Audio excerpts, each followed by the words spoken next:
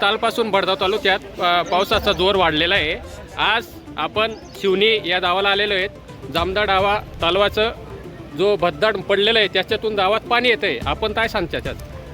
नाही, गेल्या 2 दिवसापासून पाचोरा असेल, भडगाव असेल, किंबहुना जळगाव जिल्हा असेल, हवामान खात्याने गेल्या 2 दिवसापूर्वीच हा अंदाज वर्तवलेला आहे की महाराष्ट्रामध्ये जळगाव जिल्ह्यात रेड अलर्ट आपल्याला दिलेला होता। त्याच्यामुळे पावसाचं प्रचंड प्रमाण हे काल दिवसभरापासून तर रात्रीपर्यंत होतं आणि आत्ता देखील आहे। त्याच्यामुळे संपूर्ण तालुक्यातले सगळे नदी नाले हे ओव्हरफ्लो होऊन वाहत आहेत। त्यातल्या त्यात यांनी पुनर्भरणसाठी गिरणा विभागाने, इरिगेशन विभागाने एरंडोल पारोळा तालुक्यातल्या पुनर्भरणासाठी कॅनॉलला म्हणजे डाव्या कालव्याला पाणी सोडलेलं होतं। ह्या पाण्यामुळे एक तर वरून पाऊस चालू आहे, त्याच्यामुळे शेतांमध्ये पाणी आहे आणि कॅनॉलमध्ये पाणी जात असताना त्याच्यात प्रचंड प्रमाणामध्ये शेतात पाणी जात होतं। ही आता इथे अशी परिस्थिती झाली की पाण्यामुळे जे वाहून येणारे गोंडके असतील, लाकडं असतील, याच्यामुळे कुठेतरी मोऱ्या पॅक झाल्या आणि पाणी जायला, पाण्याचा प्रवाह बंद झाल्यामुळे कॅनॉल हा शिवनीजवळ फुटलेला आहे। आता परिस्थिती आटोक्यात आहे। कॅनॉल वरती आपण कलेक्टर महोदयांना आणि मंत्री महोदयांना फोन करून कॅनॉलचं पाणी आत्ता तात्काळ बंद केलेलं आहे। आता पाणी कॅनॉलला येणार नाही, पण तरीसुद्धा मी आपल्या माध्यमातून या परिसरातला सगळ्या जनतेला मी आव्हान करेन की आपण सगळ्यांनी आपली दक्षता बाळगावी। आज देखील रेड अलर्ट आपल्याला सांगितलेला आहे। आम्ही आत्ताच माझ्यासोबत तहसीलदार आहेत, PI आहेत, सगळ्या अधिकारी आणि आपले लोकप्रतिनिधी पदाधिकारी या ठिकाणी आहेत।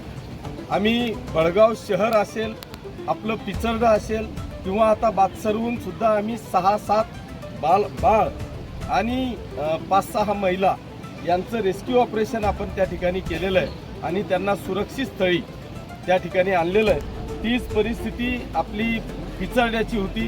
तिथले देखील 5-6 झोपडे हे पाण्याखाली गेलेले होते, त्यांचं देखील बचाव कार्य सुरू होतं। त्यांना सुरक्षित स्थळी हलवलेलं आहे। पथराडला सुद्धा धरणात 2 म्हणजे वडील आणि मुलगा हे दोघं अडकल्यामुळे ते देखील झाडावर होते, त्यांना देखील रेस्क्यू करून ग्रामस्थांनी सुरक्षित स्थळी आणलेलं आहे। पण तरीसुद्धा मला असं वाटतं की आपण सगळ्यांनी काळजी घेतली पाहिजे। आज देखील रेड अलर्ट दिलेला आहे, तर आपण सगळ्यांनी काळजी घ्यावी असं विनंती वजा आव्हान आपल्या माध्यमातून करतो। आप्पासाहेब, शेतकऱ्यांचं खूप नुकसान मोठ्या प्रमाणात झालेलं आहे। आपण प्रशासनाला काही आदेश दिले तर नुकसानीचे भरपाईचे तेव्हा पंचनामे जर का 65 मिलीमीटरपेक्षा जास्त पाऊस होणार असेल आणि त्याचं रेकॉर्ड आज पाऊस झालेला आहे, त्याचं रेकॉर्ड उद्या येईल। 65 मिलीमीटरपेक्षा 100% पाऊस जास्त झालेला आहे। जवळपास 100 ते 105 मिलीमीटर पाऊस झाल्याशिवाय अशी परिस्थिती उद्भवत नाही। ही परिस्थिती उद्भवलेली आहे, याचा अर्थ 100 मिलीमीटर क्रॉस या पावसाने केलेला आहे। त्याच्यामुळे याला आदेश देण्याची आवश्यकता नाही। 65 मिलीमीटरपेक्षा जास्त पाऊस झाला तर त्याचे लगेच पंचनामे चालू होतील, अशा पद्धतीची ग्वाही मी आपल्या माध्यमातून देतो। डावा कालवा अंतर्गत जो कॅनलचं पाणी सोडलेलं होतं, ते पाण्याचं पुढे कालपासून आम्ही पाटखात्यावाल्यांना सूचना देत होती की कचरा अटकलेला आहे तो तुम्ही काढून घ्यावा। तो कचरा अटकल्यामुळं पाण्याला पुढे जायला जागा नसल्यामुळं कॅनल गावाजवळ फुटला आणि ते पाणी संपूर्ण गावात आणि शेतीमध्ये लोकांचं अतोनात नुकसान करत आहे। कारण की पुढे तो कॅनलच्या लगत खाली केटीवर 5-6 केटीवर असून त्याला लगत जे क्षेत्र आहे तो केटीवर ओव्हरफ्लो झाल्यामुळं त्या शेतीतल्या पिकांचं अतोनात नुकसान, म्हणजे शेतातली माती बी वाहून जाते आणि पिकं बी वाहून जात आहे। म्हणजे ते आजूबाजूच्या क्षेत्रवाल्यांचं काहीच नाही। आणि त्या शेतालगत एकाच शेतकऱ्याच्या म्हशी बांधलेल्या होत्या, तरी त्या 4 म्हशी वाहून गेलेल्या आहेत या पाण्यामध्ये। तरी त्या म्हशी शोधण्यात त्यांना आता एक म्हैस सापडलेली आहे, तरी बाकीचा शोधकार्य चालू आहे, तरी ते म्हैस आढळून आलेल्या नाही। तरी माझी प्रशासनाला विनंती आहे की जो एक कॅनॉलचं पाणी आहे ते आमदार साहेब, आपल्या तालुक्याचे आप्पासाहेब आता येऊन गेले, त्यांनी सूचना दिल्या कलेक्टर साहेबांना, मंत्री गिरीश भाऊ यांच्याशी बोलणं करून पाणी बंद करायला लावलं। तरी हा जो पाण्यामुळं शेती पिकाचं आता जे शेतकरी अवलंबून होते पिकांवर, त्यांचं अतोनात असे नुकसान झालेलं आहे।